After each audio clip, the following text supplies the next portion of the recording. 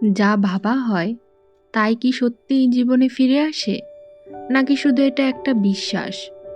যদি বলা হয় প্রতিটি অনুভূতি ভবিষ্যতের বাস্তবতাকে গড়ে দিচ্ছে, তাহলে কি জীবনের নিয়ন্ত্রণ আসলে বাইরের নয়, ভেতরের?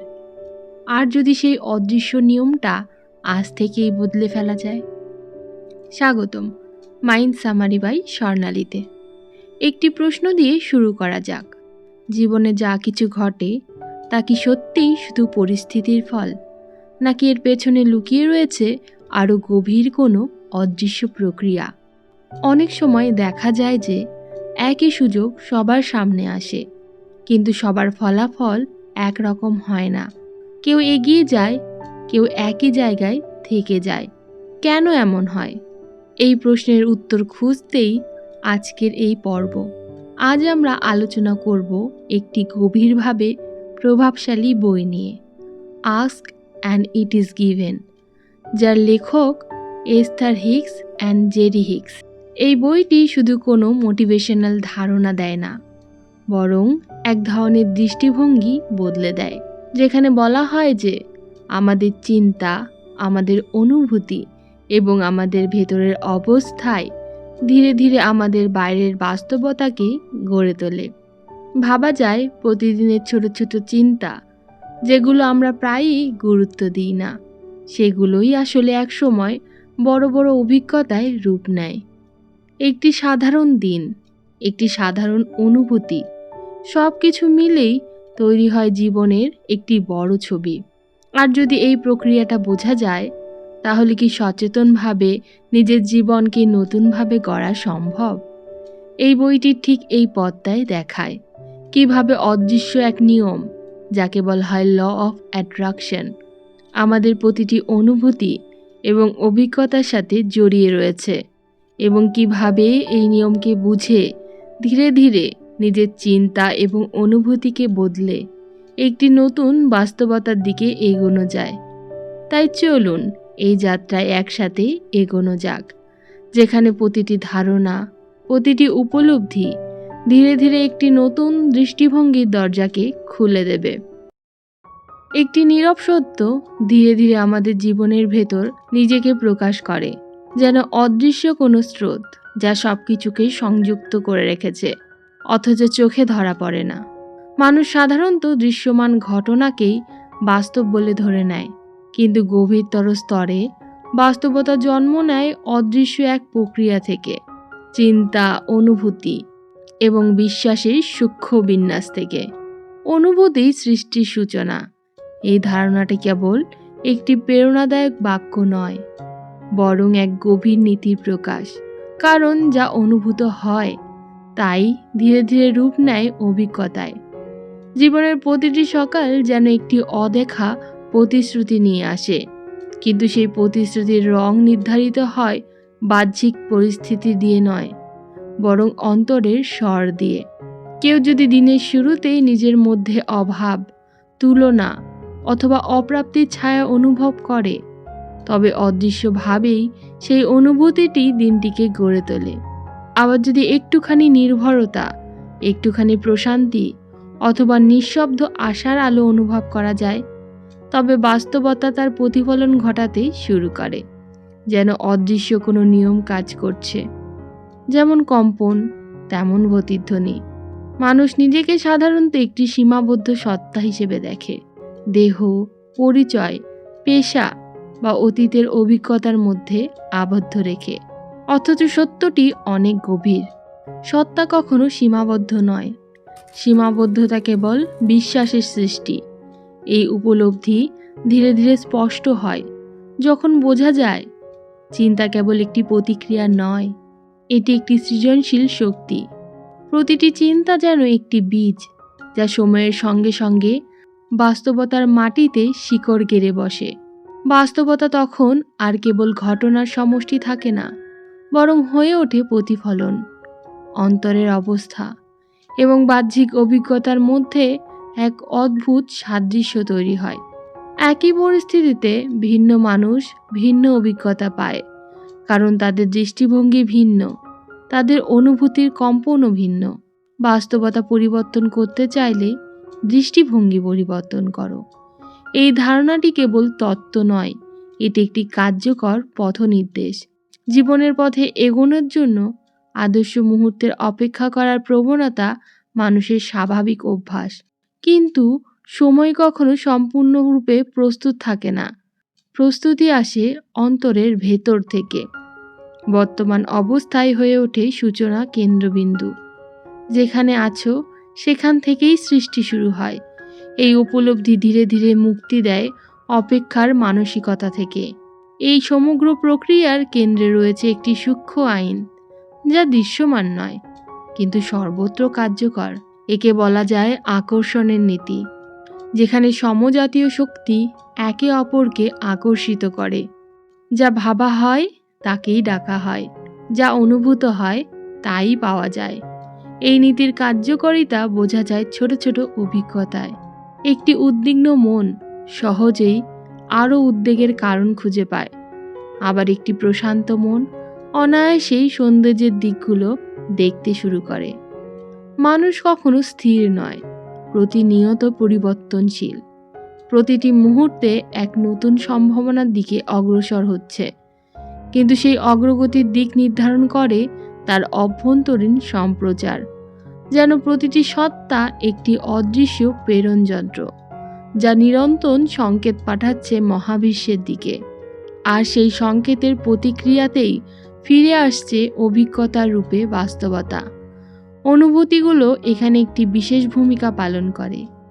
এগুলো কেবল মানসিক অবস্থা নয়, বরং নির্দেশক, একটি অভ্যন্তরীণ কম্পাস। ভালো লাগা মানে সামঞ্জস্য, অস্বস্তি মানে বিচ্যুতি।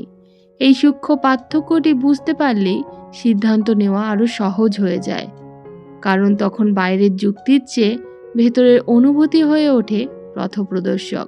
সৃষ্টির প্রক্রিয়াটি আবার অত্যন্ত সরল, যদিও মানুষ একে জটিল করে তোলে। প্রথমে একটা ইচ্ছা জন্ম নেয়, নিঃশব্দে, কখনো অজান্তেই। তারপর আসে বিশ্বাস, যা সেই ইচ্ছাকে শক্তি দেয়। এবং শেষে আসে গ্রহণ, যেখানে প্রতিরোধ কমে গিয়ে বাস্তবতা প্রবাহিত হতে শুরু করে।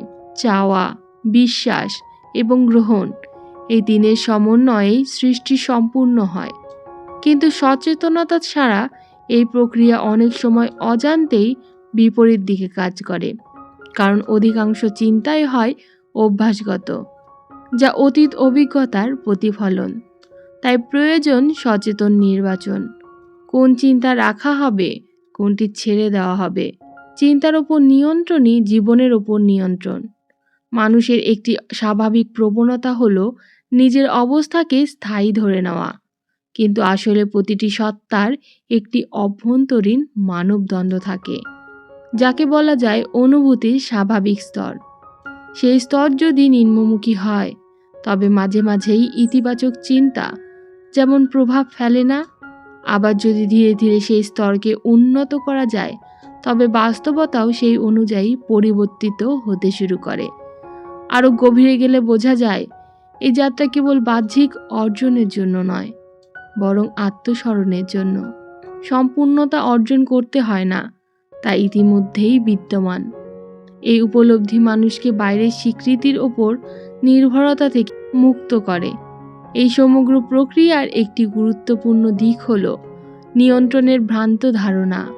মানুষ প্রায়ই অন্যদের পরিবর্তন করতে চায়, পরিস্থিতিকে নিজের ইচ্ছা মতো গড়তে চায়, কিন্তু প্রকৃত শক্তি নিহিত থাকে নিজের ভেতরের অবস্থানকে পরিবর্তন করার মধ্য দিয়ে।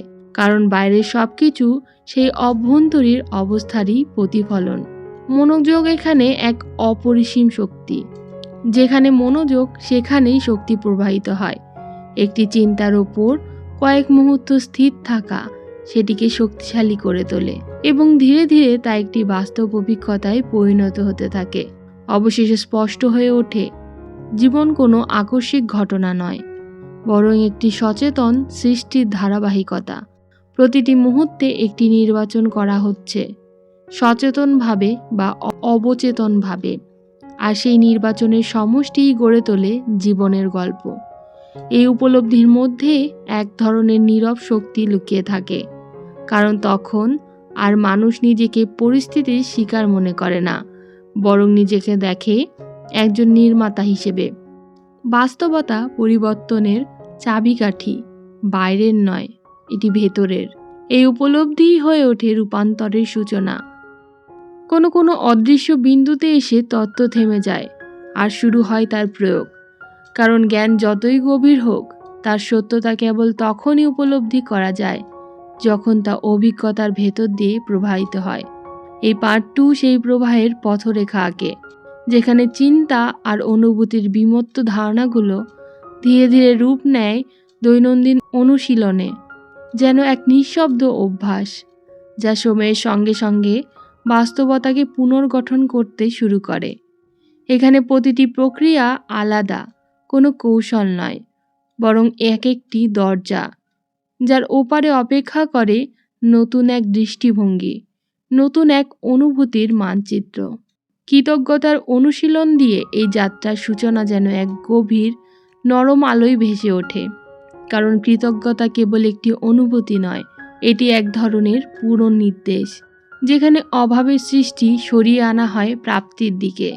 যখন প্রতিদিনের ছোট ছোট বিষয়, একটি শান্ত সকাল, পরিচিত কারো হাসি কিংবা একটি অপ্রত্যাশিত সুযোগ সচেতনভাবে অনুভব করা হয়, তখন মনের ভেতরে ধীরে ধীরে তৈরি হয় এক নতুন অভ্যাস।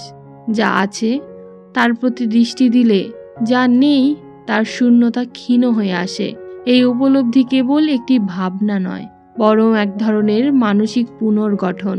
কেউ যদি দিনের শেষে বসে নিজের প্রাপ্তিগুলোর তালিকা তৈরি করে, তবে প্রথম দিকে হয়তো তা কৃত্রিম মনে হতে পারে, কিন্তু কয়েকদিন পর সেই তালিকায় হয়ে ওঠে অনুভূতির ভিত্তি, যা পরবর্তী দিনের অভিজ্ঞতাকে প্রভাবিত করতে শুরু করে। এরপর আসে এক প্রতীকী অনুশীলন, যেখানে কল্পনার ভেতর একটি বাক্স তৈরি করা হয় আর সেখানে রাখা হয় ইচ্ছাগুলো, যেন সেগুলো ইতিমধ্যেই বাস্তবতার পথে রওনা দিয়ে দিয়েছে। এই প্রক্রিয়াটি বাহ্যিকভাবে শিশুসুলভ মনে হলেও এর ভেতরে লুকিয়ে থাকে এক গভীর মনস্তাত্ত্বিক সত্য। কারণ যখন কোনো ইচ্ছাকে একটি নির্দিষ্ট রূপ দেওয়া হয়, লিখে রাখা হয়, কল্পনায় সংরক্ষণ করা হয়, তখন তা অস্পষ্ট আকাঙ্ক্ষা থেকে সরে এসে স্পষ্ট উদ্দেশ্যে পরিণত হয়। একটি মানুষ যখন নিজের কাঙ্ক্ষিত জীবনের ছবি এঁকে সেই বক্সে সংরক্ষণ করে, তখন অবচেতন মন সেই ছবিকে সত্য হিসেবে গ্রহণ করতে শুরু করে এবং সেই অনুযায়ী আচরণ, সিদ্ধান্ত এবং সুযোগগুলোকে পুনর্গঠিত করে। মনোযোগের পুনর্বিন্যাসের জন্য একটি চক্রাকার পদ্ধতি ব্যবহৃত হয়, যেখানে একটি নেতিবাচক বা সন্দেহপূর্ণ চিন্তাকে ধীরে ধীরে ইতিবাচক দৃষ্টিভঙ্গির দিকে ঘুরিয়ে নেওয়া হয়। এটি অনেকটা এমন যেন একটি স্থির চাকা প্রথমে ধীরে, তারপর ক্রমশ গতিশীল হয়ে ওঠে। যেমন কোনো ব্যক্তি মনে করে, আমি কখনো সফল হতে পারবো না। এই চিন্তাটিকে সরাসরি আমি সফল দিয়ে বদলানো খুব কঠিন, কিন্তু যদি ধাপে ধাপে এমন চিন্তা আনা যায় যে অনেক মানুষ চেষ্টা করে সফল হয়েছে, আমিও চেষ্টা করতে পারি, আমারও সুযোগ রয়েছে, তবে সেই চাকা ঘুরতে শুরু করে। এই ধীর পরিবর্তনই স্থায়ী রূপান্তরের ভিত্তি তৈরি করে। কল্পনার আরেকটি স্তরে পৌঁছে যায় এমন একটি অনুশীলন, যেখানে বাস্তবতাকে আগে থেকেই অনুভব করা হয়, যেন কাঙ্ক্ষিত ঘটনাটি ইতিমধ্যে ঘটে গেছে। একটি কাঙ্ক্ষিত কাজের দিন, একটি গুরুত্বপূর্ণ অর্জনের মুহূর্ত চোখ বন্ধ করে বারবার অনুভব করা হয়। কেবল দৃশ্য নয়, তার সঙ্গে যুক্ত অনুভূতিও অনুভব করা হয়। এই পুনরাবৃত্তি অবচেতন মনে একটি নতুন বাস্তবতার ছাপ তৈরি করে, যা কল্পনায় বারবার জীবিত হয়, তা বাস্তবে রূপ নিতে পথ খুঁজে নেয়। এই ধারণাটি এখানেই স্পষ্ট হয়ে ওঠে। আর্থিক প্রাচুর্যের ধারণাকে পরিবর্তন করার জন্য একটি খেলাধুলার মতো পদ্ধতি ব্যবহার করা হয়, যেখানে প্রতিদিন কল্পনায় একটি নির্দিষ্ট পরিমাণ অর্থ খরচ করা হয়।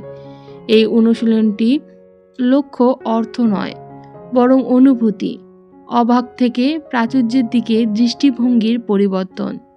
যখন কেউ কল্পনাতে স্বাধীনভাবে ব্যয় করতে শুরু করে, তখন তার মানসিক সীমাবদ্ধতা ধীরে ধীরে ভাঙতে থাকে। সম্ভাবনা প্রথমে কল্পনায় বিস্তৃত হয়, তারপরে বাস্তবে। এই উপলব্ধি এখানেই জন্ম নেয়। দৈনন্দিন জীবনে প্রতিটি অংশকে আলাদা আলাদা করে উদ্দেশ্যমূলকভাবে শুরু করার একটি প্রক্রিয়া রয়েছে, যেখানে প্রতিটি নতুন পরিস্থিতির আগে সংক্ষিপ্তভাবে ঠিক করা হয় সেই মুহূর্তটি কেমন হতে চাওয়া হচ্ছে। যেমন একটি মিটিং, একটি যাত্রা কিংবা একটি সাধারণ আলাপ। প্রতিটির আগে কয়েক মুহূর্ত সময় নিয়ে তার কাঙ্ক্ষিত অভিজ্ঞতা নির্ধারণ করা হয়। এই ছোট ছোট সিদ্ধান্তগুলো মিলেই তৈরি করে একটি বৃহৎ অভিজ্ঞতা। নিঃশব্দের মধ্যেও একটি শক্তি লুকিয়ে রয়েছে। ধ্যান সেই শক্তির সঙ্গে সংযোগের একটি মাধ্যম। যখন চিন্তার ভিড় ধীরে ধীরে স্থিমিত হয়, তখন ভেতরের এক স্বচ্ছতা প্রকাশ পায়। এই স্বচ্ছতা কোনো নতুন তথ্য দেয় না, বরং পুরনো বিভ্রান্তিগুলোকে সরিয়ে দেয়। শান্তির মধ্যে উত্তর লুকিয়ে থাকে। এই উপলব্ধি ধ্যানের অভিজ্ঞতার মধ্য দিয়েই ধীরে ধীরে আরও স্পষ্ট হয়। অন্য এক অনুশীলনে জীবনের ইতিবাচক দিকগুলোকে লিখে ফেলার কথা বলা হয়, যেখানে প্রতিটি বিষয়, প্রতিটি মানুষ, প্রতিটি অভিজ্ঞতার ভালো দিকগুলোকে খুঁজে বের করা হয়। প্রথম দিকে এটি একটি সচেতন প্রচেষ্টা মনে হতে পারে, কিন্তু সময়ের সঙ্গে সঙ্গে এটি একটি স্বাভাবিক দৃষ্টিভঙ্গিতে পরিণত হয়। যখন মন অভ্যাসগতভাবে ভালো দিকগুলো খুঁজে পেতে শুরু করে, তখন বাস্তবতাও সেই অনুযায়ী নিজেকে প্রকাশ করতে থাকে। এই সমস্ত প্রক্রিয়ার মধ্যেই একটি সূক্ষ্ম সাদৃশ্য রয়েছে। প্রতিটি মনোযোগকে পুনর্নির্দেশ করে, অনুভূতিকে উন্নত করে এবং অবচেতন বিশ্বাসগুলোকে ধীরে ধীরে আরও পরিবর্তন করে। এগুলো কোনো দ্রুত সমাধান নয়, বরং ধৈর্যের অনুশীলন করা। কারণ বাস্তবতার পরিবর্তন একটি অভ্যন্তরীণ যাত্রার প্রতিফলন, যেখানে প্রতিটি ছোট পরিবর্তন, প্রতিটি সচেতন মুহূর্ত একটি বৃহৎ রূপান্তরের দিকে এগিয়ে নিয়ে যায়। অবশেষে স্পষ্ট হয়ে ওঠে, এই অনুশীলনগুলি কেবল লক্ষ্য অর্জনের জন্য নয়, বরং একটি নতুন সত্তার জন্ম দেওয়ার জন্য। কারণ যখন চিন্তা, অনুভূতি এবং বিশ্বাস একসাথে একটা নতুন সুরে বাঁধা পড়ে, তখন জীবন নিজেই নতুন একটি রূপ নিতে শুরু করে। পরিবর্তন বাইরে না, তা ভেতরে শুরু হয়। এই উপলব্ধি এই সমগ্র যাত্রার মূল কথা। এবং সেই যাত্রা কোনো হঠাৎ পরিবর্তনের গল্প নয়, বরং ধীরে ধীরে গড়ে ওঠা এক নতুন বাস্তবতার কাহিনী, যেখানে প্রতিটি অনুশীলন একটি করে অধ্যায়, আর প্রতিটি অনুভূতি একটি করে বাক্য, যা মিলেই রচনা করে